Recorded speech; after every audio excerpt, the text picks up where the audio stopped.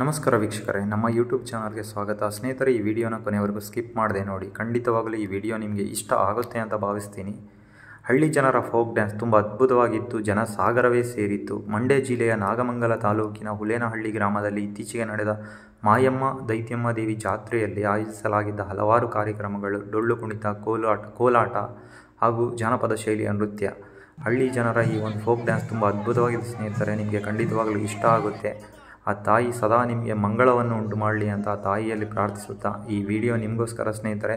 Like ಮಾಡಿ, share ಮಾಡಿ ಹಾಗೂ ಈ ವಿಡಿಯೋನ ಕೊನೆವರೆಗೂ ನೋಡಿ. ನಮ್ಮ ಯೂಟ್ಯೂಬ್ ಚಾನಲ್ಗೆ ಸಬ್ಸ್ಕ್ರೈಬ್ ಆಗೋದನ್ನು ಕೂಡ ಮರಿಬೇಡಿ ಸ್ನೇಹಿತರೆ. ಧನ್ಯವಾದಗಳು. ಈ ವಿಡಿಯೋ ನಿಮಗಾಗಿ.